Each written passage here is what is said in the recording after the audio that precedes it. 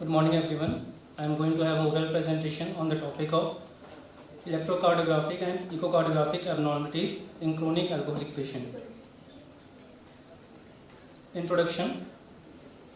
Ethanol is the most commonly abused drug worldwide. WHO states that about 2.5 million of deaths happen annually due to the alcohol abuse. Patients with acute alcohol intoxication often present with a pathological ECG changes.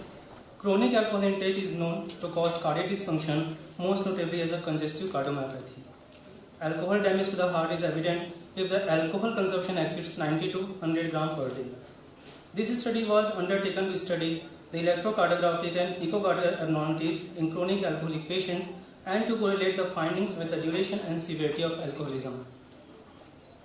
Cardiovascular effects of alcohol are directly proportional to the amount of alcohol consumed. Heavy alcohol consumption leads to increased risk of sudden cardiac death and cardiac arrhythmias. Patients who are consuming more than 90 grams of alcohol per day for more than 5 years are at risk for development of asymptomatic alcohol cardiomyopathy, which is clinically expressed as impairment of the left ventricular function, non-symptomatic stage.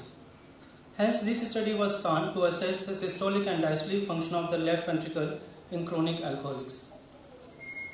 Now, the effects of alcohol. Alcohol causes myocardial damage via direct toxic effects as under. It causes the uncoupling of the excitation contraction system. It causes reduced calcium sequestration in the sarcoplasmic reticulum. Alcohol causes inhibition of the sarcolemmal adenosine ATPase sodium potassium pump. Reduction in the mitochondrial respiratory ratio. Alcohol causes altered substrate uptake.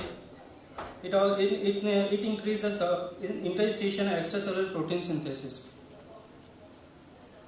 Now the aim is to study the electrocardiographic and echocardiographic abnormalities in chronic alcoholic patient. The objectives of the study is to determine the ECG abnormalities in chronic alcoholic patient, to determine the echo abnormalities in chronic alcoholic patients, and to compare the electrocardiography and echocardiographic abnormalities in chronic alcoholic patients.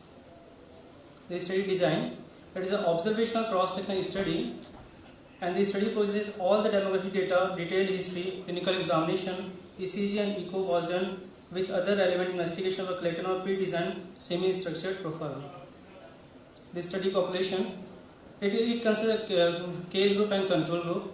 In case group, there are total 100 patients were enrolled for this study after excluding an inclusion criteria.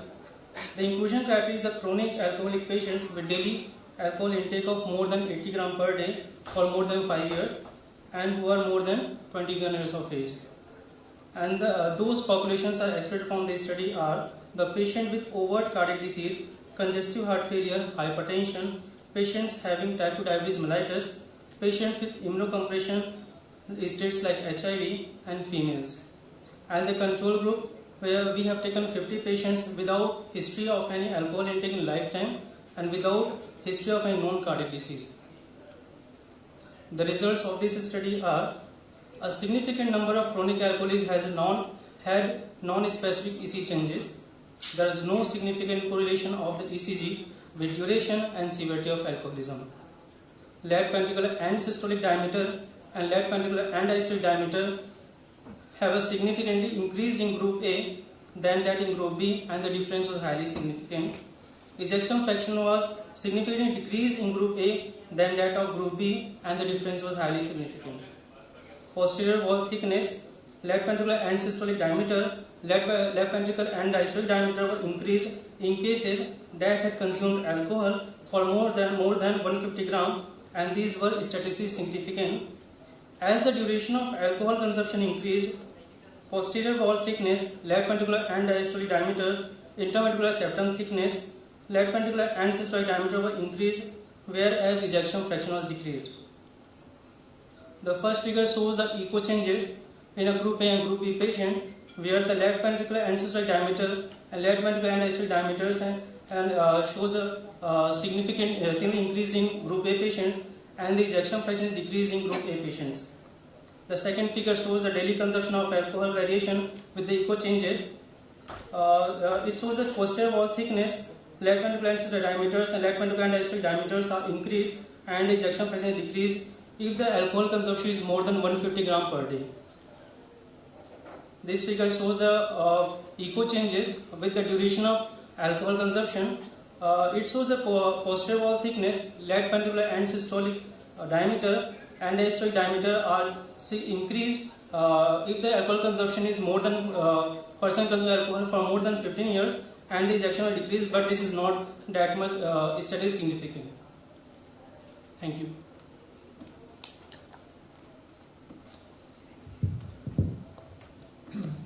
Thank you. Any sort of all these patients you excluded ischemic heart disease? Yes, we have excluded all the patients who have any cardiac disease, or we have also excluded females in this study, sir. Basically, and the ejection fraction probably you just mentioned, and correction the other way around, you say. And how much the difference was there in the ejection fraction in alcoholics and in non-alcoholics? Sir, depending in group A patient who consumed alcohol, the ejection fraction is around 53.3 plus minus 4, and then group patient who have never consumed alcohol is 60.16 plus minus 3.75. So difference is nearly about 7.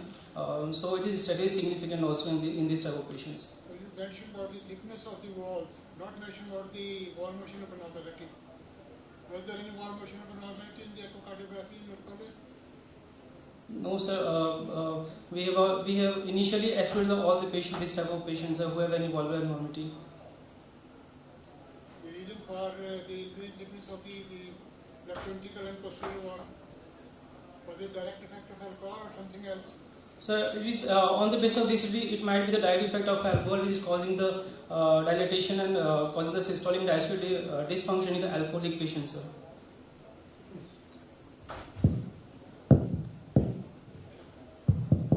What is the permissible limit for alcohol? Sorry, sir. How much alcohol you permit daily? Sir, in some states, the legal alcohol which is allowed in India is 0.08 gram per deciliter, or in some other states it is only 0.04 gram per deciliter. It is not by state, it is by medical condition.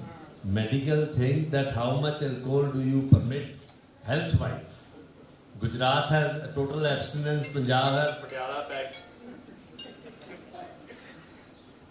So it is. What message you want to give to this? So basically, by this study, we want to confirm message that if the alcohol consumption is more than 90 gram for a duration of more than 5 years, it can have a significant effect on the systolic and diastolic dysfunction of the alcohol. Sir. But how do you define chronic alcoholism? What is the definition of chronic alcoholism? Your study is, go to the title of your study.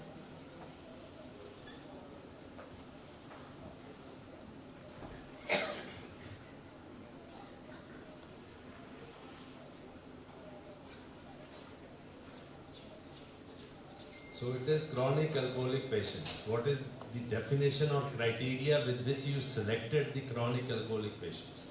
So in our study, we checked the patient who consumed alcohol of more than 80 gram per day for a duration of more than 5 years. So that is not a definition of chronic alcoholic patient.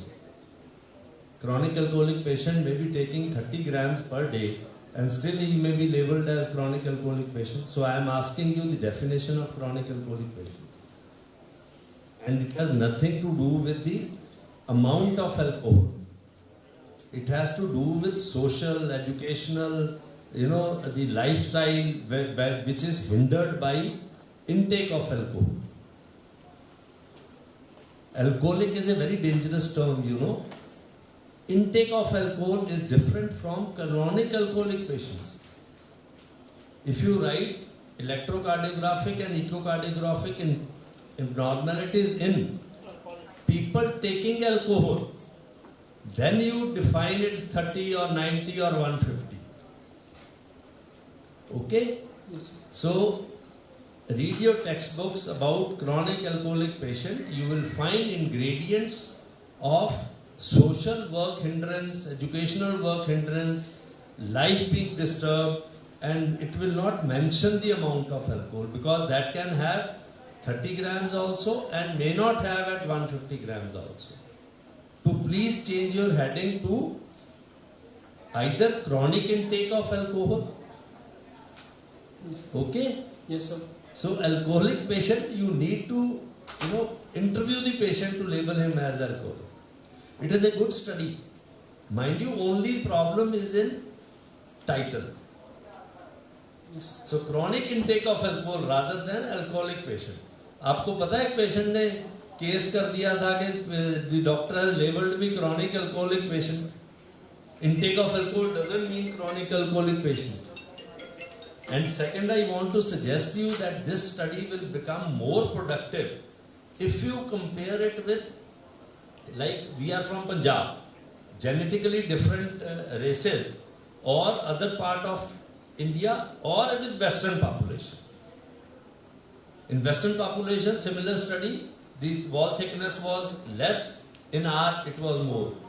Because Indian, Asians are genetically different. We are having disease at a younger age, hypertension at younger age, heart rate is more. So that may predispose to all these abnormalities as compared to other populations. Right? Yes, sir. So it is a good study, productive study, useful study. Only thing is, change the title. Or you have to give the criteria for selecting the patients as chronic alcoholic patients. Good study. Thank you. Thank you, sir.